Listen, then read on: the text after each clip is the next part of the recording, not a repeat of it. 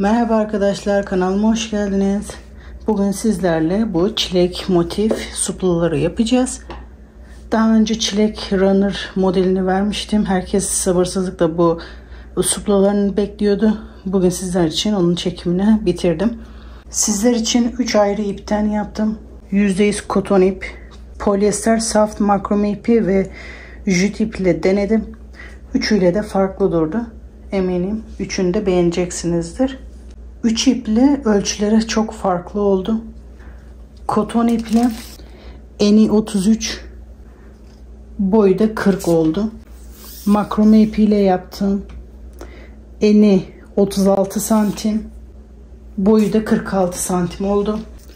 Jüt iple yaptığımda eni 34 santim, boyu da 40 santim oldu. Koton iple jüt ip neredeyse birbirine yakın ölçülerde oldu. Sadece makrome ipiyle yaptığım biraz daha büyük oldu. İpi kalın olduğu için. Benim bulunduğum bölgedeki ipler biraz sert olduğu için, büyük tığla yaptığım için de büyük oldu. Türkiye'deki iplerle daha küçük olabilir. Ben şöyle tabağımı koyduğumda kenarlarda bu şekilde mesafe kalıyor. Bu makrome ile yaptığım daha büyük olduğu için daha çok mesafe kalıyor bu şekilde. Bu koton ipi yaparken yurt dışında yaşadığım için yabancı marka ip kullandım. İpimi %100 koton, yaklaşık 2 mm kalınlığında. Türkiye'de benzer ipleri Instagram hesabımda öne çıkanlar bölümünde ip yazan kısma ekledim. Oradan bakabilirsiniz. Bu polyester saf makrome ipini de istediğiniz marka kullanabilirsiniz. İsterseniz koton makrome de kullanabilirsiniz. Jüt ip 2 mm kalınlığında, kokusu olmayan, döküntü olmayan herhangi bir markayı seçebilirsiniz sizin isteğinize bağlı olarak. Böyle çok şık bir suplu oldu. Ben çok beğendim. Bu koton ipi ben tersten ütüledim. Bu makrome ipine tersten hafif buhar verdim.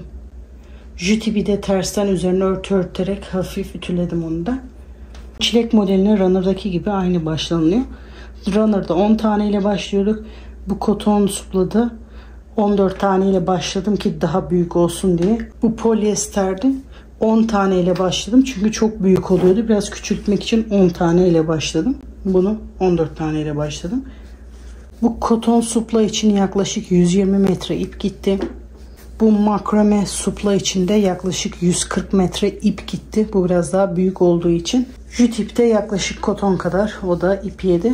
Bu kotonları yaparken 4 mm tığ kullandım. Makrome ipini yaparken 5,5 mm tığ kullandım. Jüt iple yaparken de 4 mm tığ kullandım. Bu makrome ipinde 5,5 mm kullanmamın sebebi benim ipim sert olduğu için 4 mm ile yapamadım. O yüzden 5,5 mm tığ kullandım. İpiniz 4 uygunsa 4 de kullanabilirsiniz. Başka iplerde de deneyebilirsiniz. Ben elimde olan iplerle denedim. Siz farklı iplerle de deneyebilirsiniz. İp konusunda sınır yok. Yapılışına geçmeden önce kanalıma hala abone değilseniz kanalıma ücretsiz abone olabilirsiniz. Videolarıma beğen ve yorum yaparak destek olursanız sevinirim. Diğer sosyal medyalarda olduğu gibi bu platformda da beğeni ve kaydetleriniz, yorumlarınız çok önemli.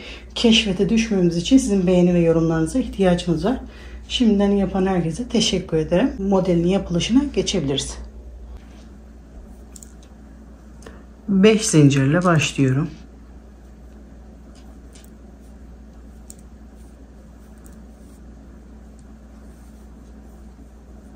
İlk zincire batarak halkamı oluşturuyorum. İpimi oradan alıyorum. İlmeğimin içinden geçiriyorum ve halkamı oluşturuyorum. 3 zincir çekiyorum. Bu benim ilk trabzanım sayılıyor. Yanına 2 trabzan daha yapıyorum. Toplamda 3 trabzan yapıyorum. 2 zincir çekiyorum. Bu ipimi de bu şekilde dolaştırıyoruz arkası temiz durması için. Tekrar aynı boşlukta 3 trabzan daha yapıyorum.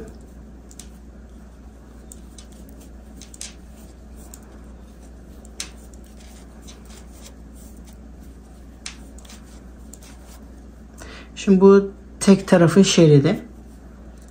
Şimdi diğer tarafı yapıyoruz. 3 zincir çekiyorum. Şimdi bu aynı şeyi bu tarafı da yapacağız. 3 tane trabzan yapıyorum.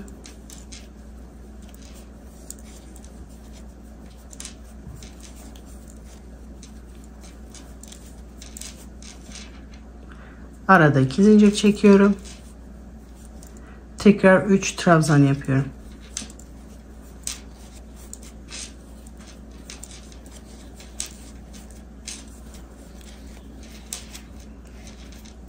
Şimdi ilk sıramız bitmiş oldu. Bu tek tarafı, bu da diğer tarafı, burası da ortası. Şimdi ikinci sıraya başlayacağız. 3 zincir çekiyorum. Diğer sıraya dönüyorum. Bu kenar işlemler hep aynı olacak. Şimdi aynı işlemi tekrar yapıyorum. 3 trabzan.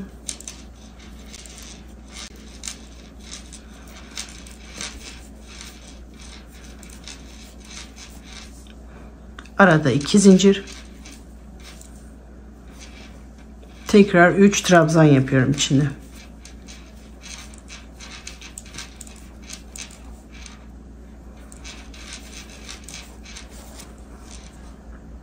Şimdi bu kenar işlemi bitti.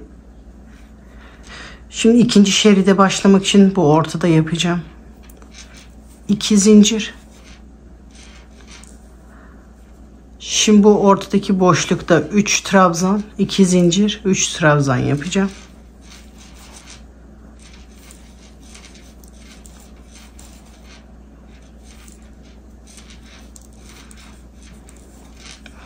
Üç trabzan, 2 zincir,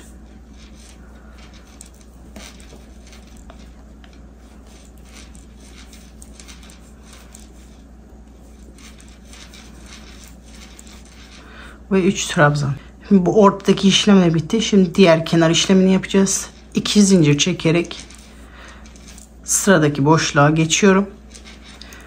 Aynı kenar işlemini tekrar ediyorum. 3 trabzan,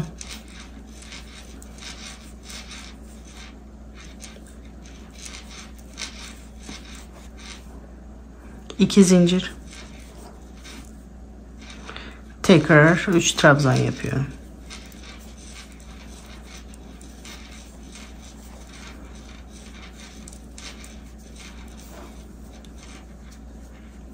İkinci sırada bu şekilde bitiyor. Yani 3 tane üçlü trabzan yapıyoruz. Şimdi 3. sıraya geçiyorum. Bu kenar işlemi tekrar hep aynı olacak. 3 trabzan, 2 zincir, 3 trabzan.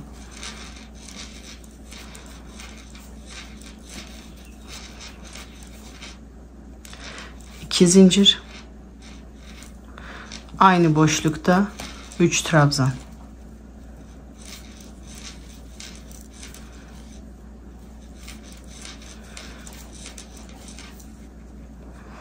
Şimdi tekrar bu boşluğa geleceğim. Arada şu anda 3 zincir çekiyorum. Boşluğa gelip şimdi artık burada çoğaltma işlemi yapacağım. Bu şekilde üçlü trabzanlardan 3 tane yapacağım.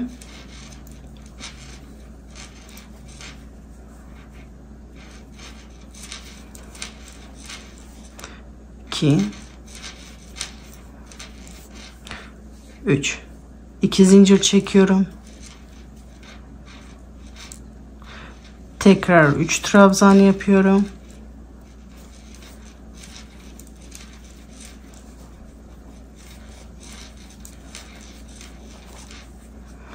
Şimdi çoğaltma olduğu için bir tane daha bu şekilde 3 tane trabzan yapacağım. 2 zincir. Tekrar aynı boşlukta 3 trabzan daha yapıyorum.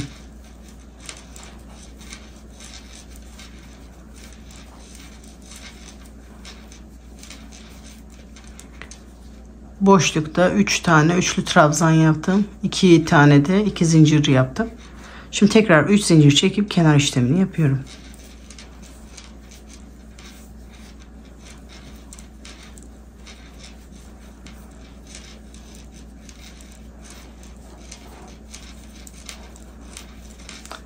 Trabzan,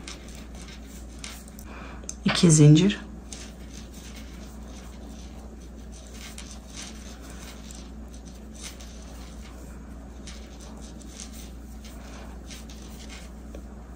iki zincir, 3 trabzan yaptım. Şimdi 3. sıramız da bitti. 4. sıraya başlıyoruz. 3 zincir çekiyorum. Aynı kenar işlemine devam ediyoruz.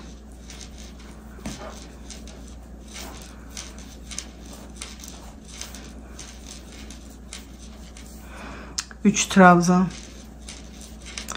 2 zincir,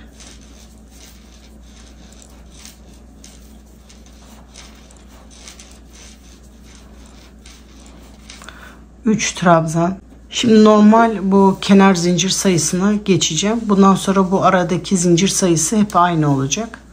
4 tane zincir. Bunu isterseniz 5 de yapabilirsiniz. Benimki çok geniş olduğu için 4 yaptım. Eğer ipiniz ince ise bu aradaki zincir sayısını 5 de yapabilirsiniz. 4 zincir çekiyorum. Ve sıradaki bu boşluğa gelip normal 2 tane üçlü trabzanımı yapıyorum. Artık normal ikinci kenar sıramı oluşturuyorum.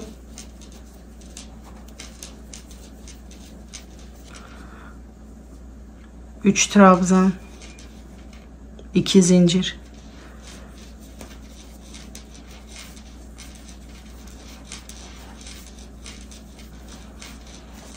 3 trabzan. Hiç zincir çekmeden tığımı doluyorum. Sıradaki boşlukta 3 trabzanımı yapıyorum.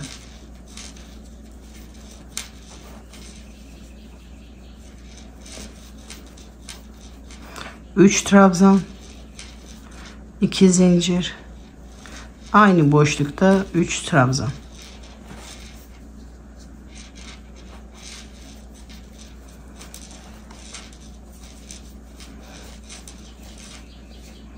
Şimdi normal kenar zincirimi çekip buraya geliyorum. Normal kenar işlemini yapıyorum.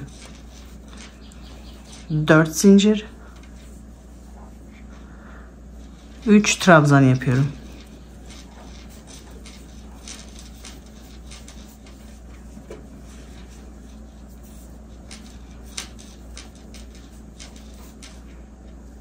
İki zincir, aynı boşluk içerisinde 3 trabzan yapıyorum.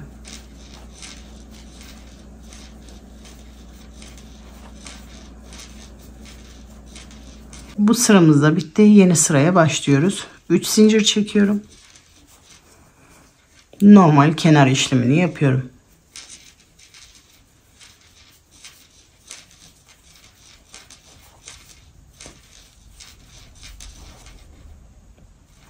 İki zincir çekiyorum. Boşlukta tekrar 3 trabzan yapıyorum.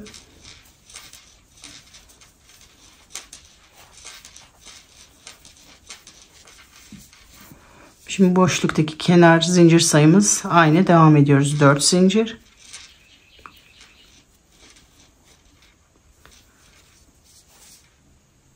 Şimdi artık kenar şeridimize başlıyoruz. Burası bir taraf, burası da bir taraf olacak. Boşlukta aynı işlemi yapıyoruz. 3 trabzan, 2 zincir, 3 trabzan.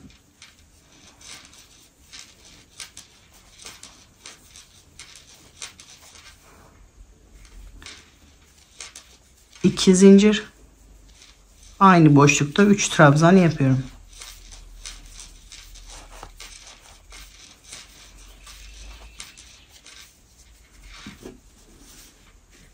Şimdi ortada çilek yapmaya başlayacağız yavaş yavaş. Aradaki mesafe de genişliyor artık. 2 zincir çekiyorum. Tığıma doluyorum. Tekrar bu boşluğa gelip aynı kenar işlemini yapıyorum. 3 trabzan,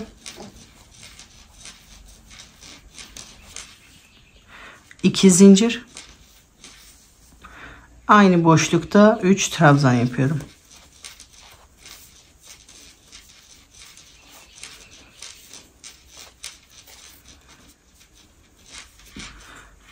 Şimdi normal 4 zincir çekip kenar işlemini yapıyorum.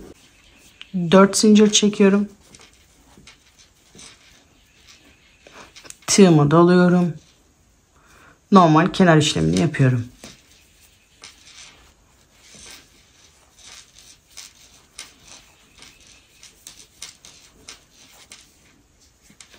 İki zincir. Tığımı doluyorum. Boşlukta 3 trabzan yapıyorum.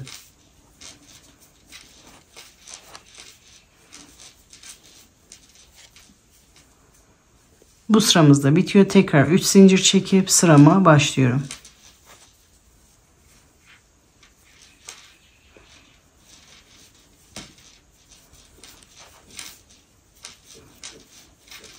Normal kenar işlemini yapıyorum. 3 trabzan, 2 zincir,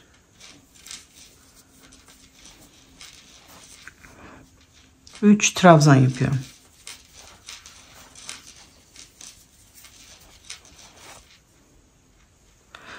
Dört zincir çekiyorum, normal kenar işlemi.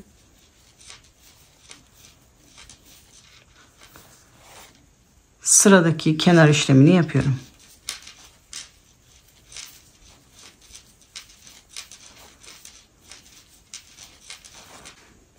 Bu kenar işlemi sonuna kadar, örneğin sonuna kadar hep aynı devam edecek. Bu kenarlar ve zincirler. Sadece ortadaki işlem değişecek. 2 zincir.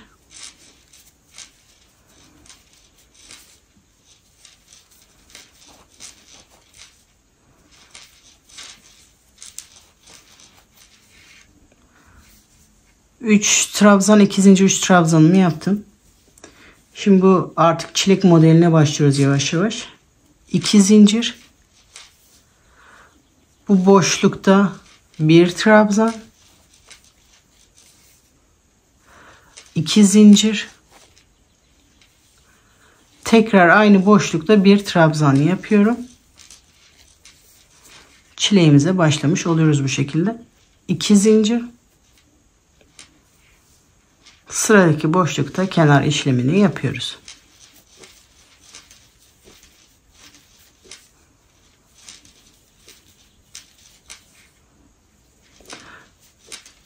İki zincir. Tekrar aynı boşlukta 3 trabzan yapıyorum.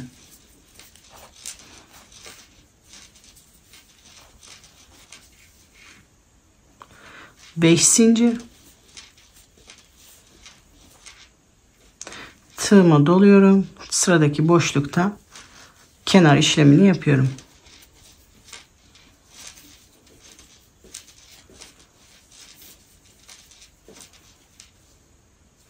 İki zincir. Tekrar aynı boşlukta 3 trabzan.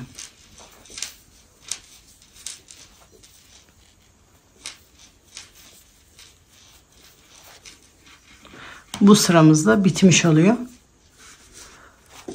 Şimdi yeni sıramıza başlıyoruz.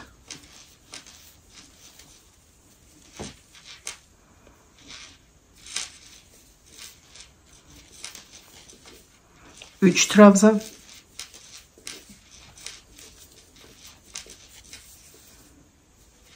İki zincir. 3 trabzan yapıyorum.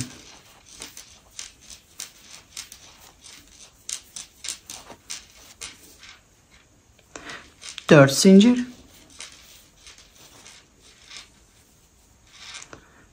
Sıradaki kenar işlemini yapıyoruz.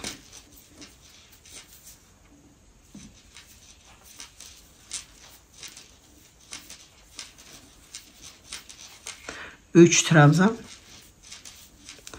2 zincir.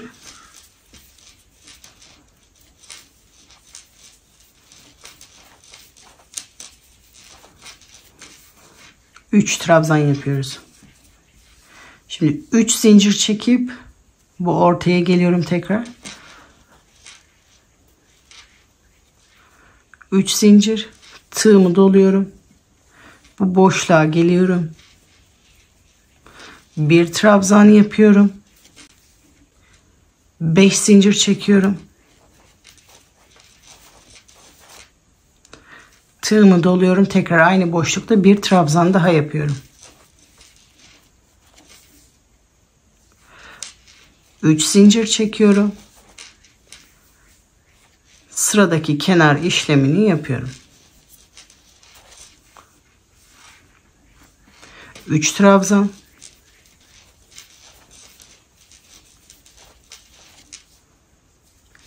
2 zincir.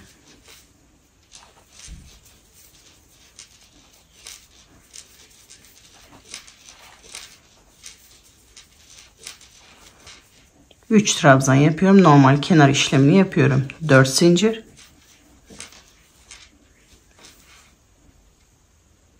Sıradaki şeridimizi yapıyoruz. 3 trabzan.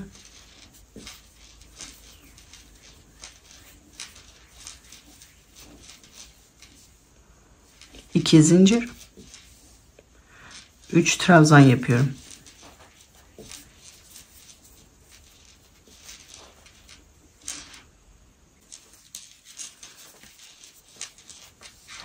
Bu sıramız da bitiyor. 3 zincir çekip yeni sıraya başlıyoruz.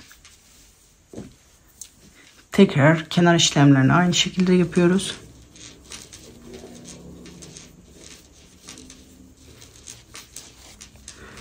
Üç trabzan, 2 zincir, 3 trabzan,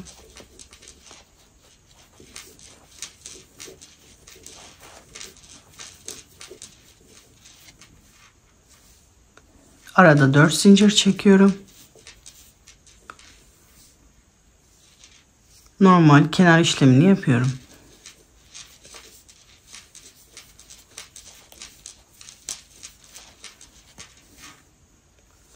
İki zincir,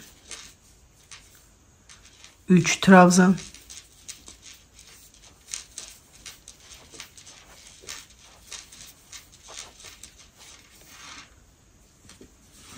kenar işlemimizi yaptım. Şimdi 5 zincir çekiyorum.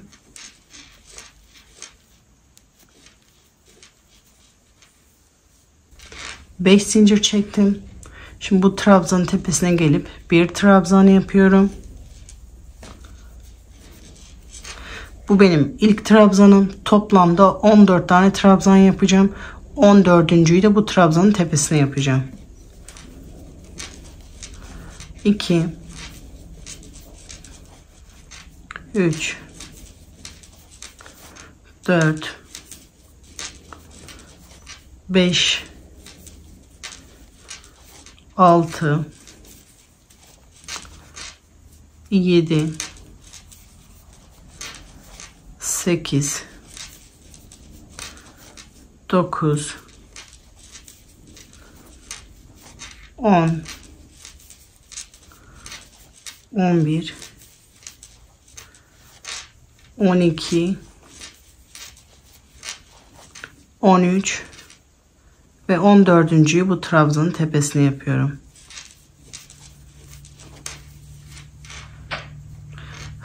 Beş zincir ve sıradaki kenar işlemini yapıyoruz.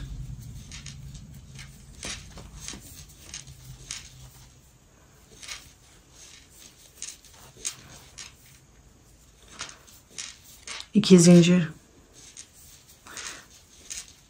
3 trabzan yapıyorum.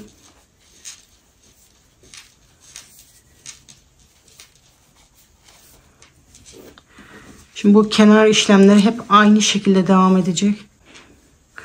Tek tarafta kenar işlemini göstereceğim. Orta kısmı geleceğim. Bu diğer kenara kadar gelip tekrar buradan başlayıp o şekilde göstereceğim. Yani bu kenar işlemini sürekli göstermeme gerek yok. Videoyu kısa tutmak için bu kenar kısmı göstermeyeceğim.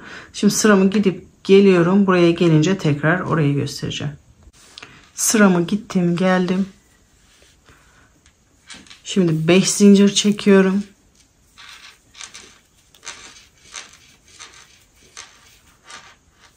Tığımı doluyorum. Şimdi 5 zincir çektim. Bütün trabzanların üzerine birer tane trabzan yapıyorum. Aralarda zincir yok. Hiç çoğaltma yok. Her trabzanın üzerine birer tane trabzan yapıyoruz.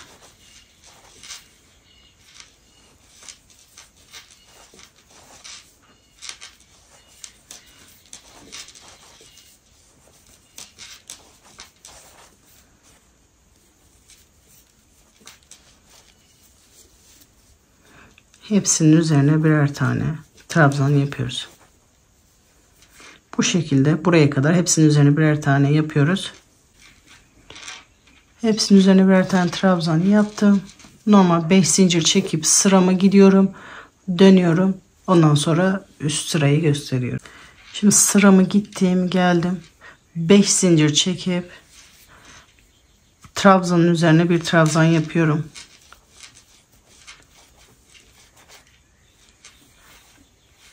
İlk trabzanın tepesine bir trabzan yapıyorum.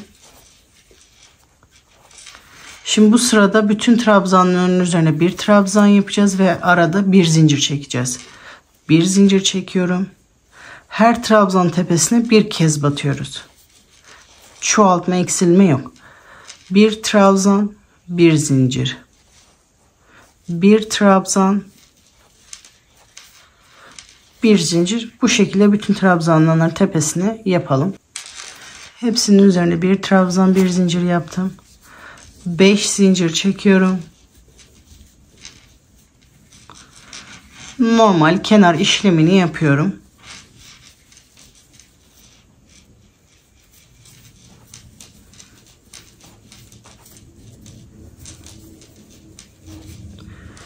Şimdi bu kenarlar hep aynı. 3 trabzan, 2 zincir, 4 zincir, 3 trabzan, 2 zincir, 3 trabzan, 3 zincir çekip sırama dönüyorum. Şimdi bu kenarı da göstermeme gerekiyor. Hep aynı şekilde devam ediyor sıra sonuna kadar. Şimdi ben sıramı gideceğim, geleceğim. Sıradaki işlemi göstereceğim. Jüt iple bu kısmı yaparken burada çok marullaşma oldu. Normalde bunun üzerine bu trabzanları yapıyorduk. Çok marullaşma oldu bu iple. Ben o yüzden bir sıra daha bu sırayı ekledim. Burada 5 zincir çekmiştim. Burada 7 zincir çektim. Diğer sırada trabzan yapmaya başladım. Bu sefer marullaşma düzeldi. Eğer size bu problem olmuyorsa normal yaptığım gibi yapabilirsiniz. Buradan zaten bir sıra eklediğim için suplanın daha da uzun olmaması için ikinci sırada sadece trabzan yapmadım. Orada da bir sırayı çıkartıp normal bu bir trabzan bir zincirle sıraya başladım. Makrome iple yaparken bu supla çok büyük olduğu için burayı ben 10 trabzanla başladım. İkinci sırada normal bir trabzan bir zincir yapmaya başladım. Çünkü çok uzun oluyor. İkinci sırayı sadece trabzan yapmadım. Direkt bu zincirli sıraya geçtim. Eğer sizin suplanız çok büyük olmuyorsa normal yaptığımız gibi yapabilirsiniz. Sırama gittim geldim. 5 zincir çekiyorum.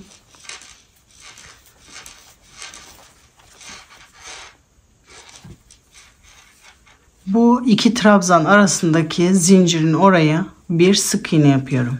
Boşluğa. Bakın boşluğa.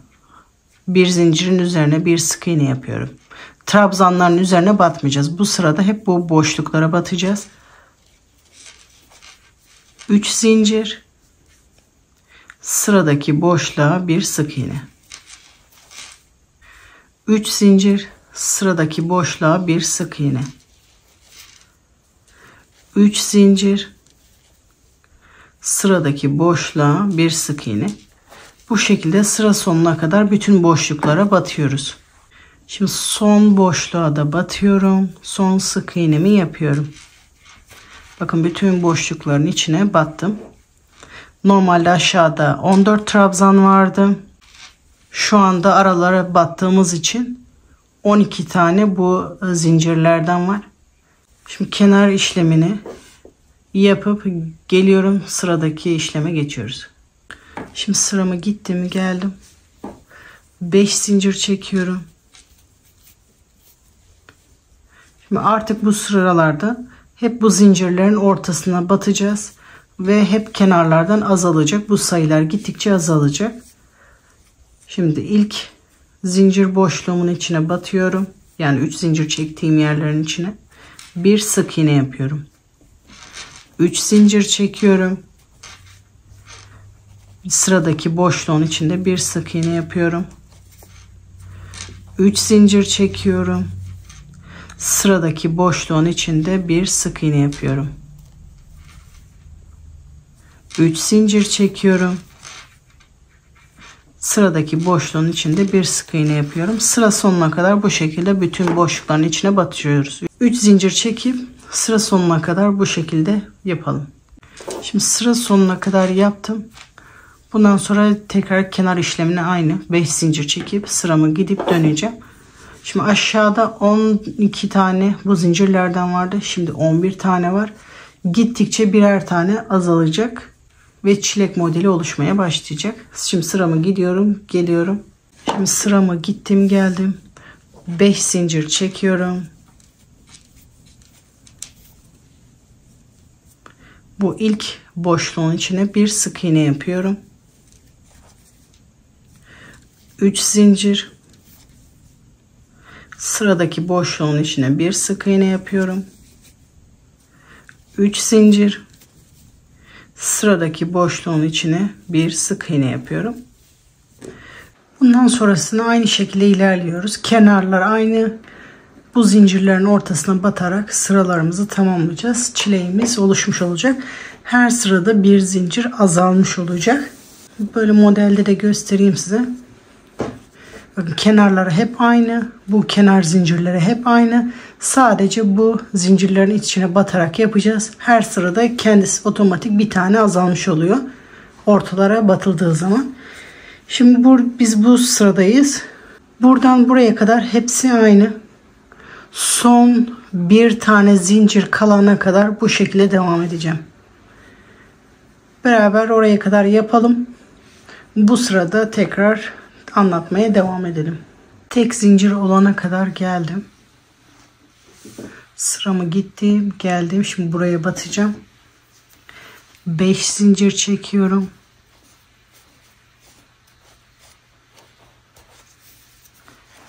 Bu son kalan zincir boşluğuna batıyorum. Bir sık iğne yapıyorum. 5 zincir çekiyorum. Normal kenar işlemini yapıyorum.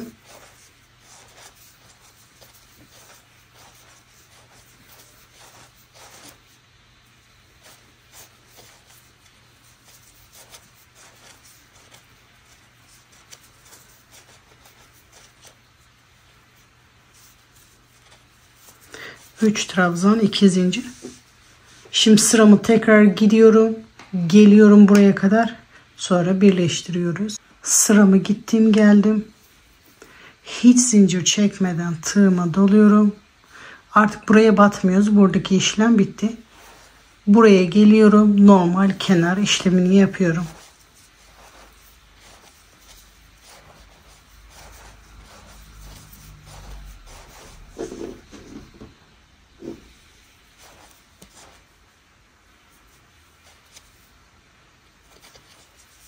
Üç trabzan, 2 zincir, 3 trabzan yapıyorum. Normal kenar işlemini yapıyorum. 4 zincir çekiyorum. Normal kenar işlemini yapıyorum. 3 trabzan,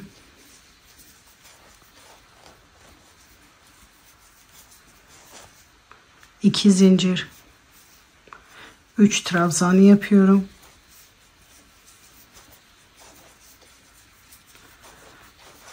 Sıramı bitirmiş oluyorum. Tekrar 3 zincir çekiyorum. Sıramı dönüyorum. Normal kenar işlemini yapıyorum. 3 trabzan,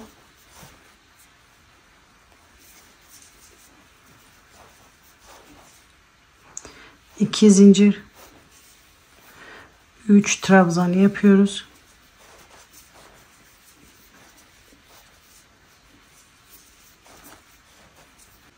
Şimdi buradaki şeridimiz bitiyor. Artık bu şeridi bitirmeye devam ediyorum. 4 zincir çekiyorum. Normal aradaki boşluk. Bunun tepesine 3 tane trabzan yapıyorum.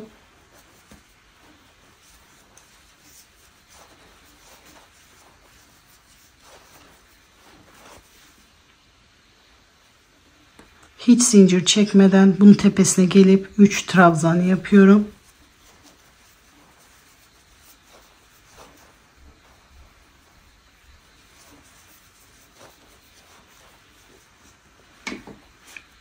Şimdi bu yaptığımız şeritteki 2 tane üçlü trabzanı sanki buraya yapmışım gibi yapıyorum. Şimdi 4 zincir çekiyorum. Normal kenar işlemini yapıyorum.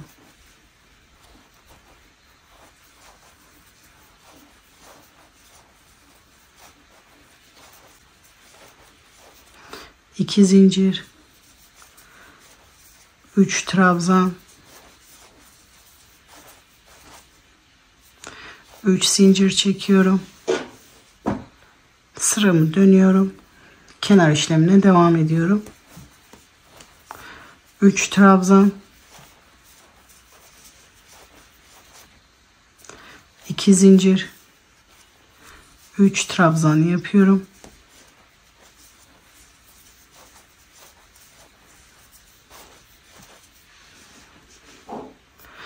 4 zincir çekiyorum.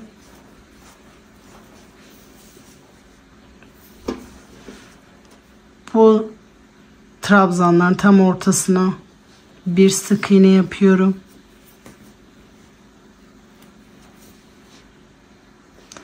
Dört zincir çekiyorum.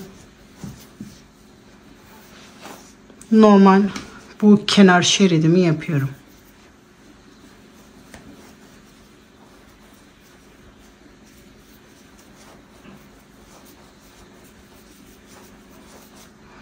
Üç trabzan, 2 zincir,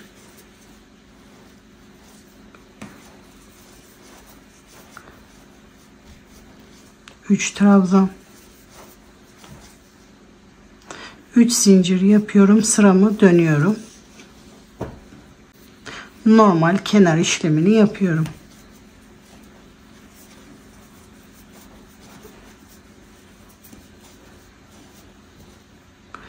İki zincir, aynı boşlukta 3 trabzan yapıyorum.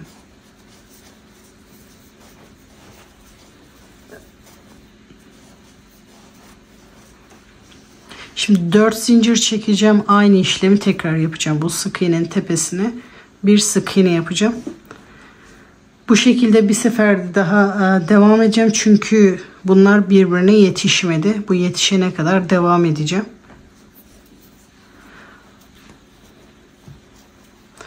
Dört zincir. Bu sık iğnenin tepesine bir sık iğne yapacağım. Tekrar 4 zincir çekip kenar işlemine devam edeceğim. 3 trabzan, 2 zincir yapacağım.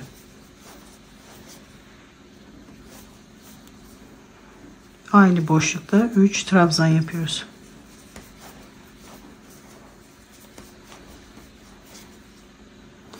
Üç zincir çekip sıramı dönüyorum. Şimdi bu sefer birleşiyor. Artık bu işlemi yapmayacağım. Normal kenarını yapıyorum. Şurada yaptığımız gibi hiç zincir çekmeden diğer tarafa geçeceğim. Aynı bu şekilde bitirmiş olacağım.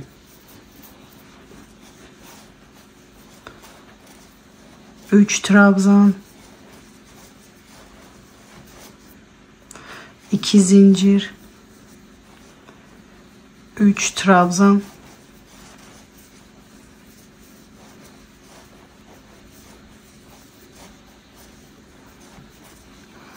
bu kenardaki şeridimi yaptım. Şimdi hiç zincir çekmeden diğer taraftaki kenara gidiyorum ve birleştiriyorum şeritleri birbirine.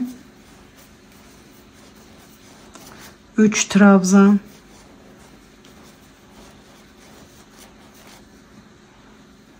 2 zincir, 3 trabzan yapıyorum.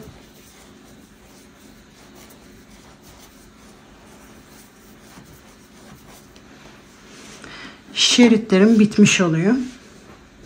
Şimdi sadece bunları birbirine tutturmak amaçlı zincir çekip batacağım. 3 zincir çekiyorum. Sıramı dönüyorum. Bu boşluğuma batıp bir sık iğne yapıyorum. 3 zincir çekiyorum. Diğer şeritteki ortada boşluğuma batıp bir sık iğne yapıyorum ve birleştiriyorum. Bir zincir çekip ipimizi kesiyoruz ve ipimizi bu arkada saklıyoruz. Bu şekilde örgü işlemi bitmiş oluyor.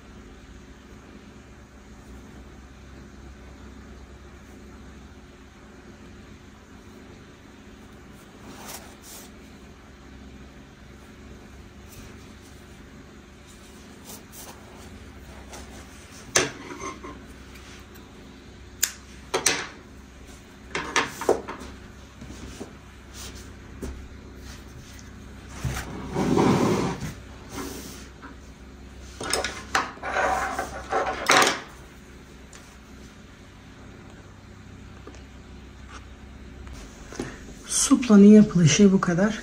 Runner'ımızda uyumlu oldu. İsteğe bağlı bu uçlara püskülde takabilirsiniz. Modelin yapılışı bu kadar. Yapacak arkadaşlara kolay gelsin diyorum. Sosyal medyada paylaşım yapacak arkadaşlara etiket kısmında benden bahsederseniz sevinirim. Hem daha çok kişiye erişmiş oluruz hem de yaptığınız modelleri ben de görmüş olurum. Şimdiden herkese kolay gelsin diyorum. Videomu beğenmeyi unutmayalım. Sıradaki videoda görüşmek üzere.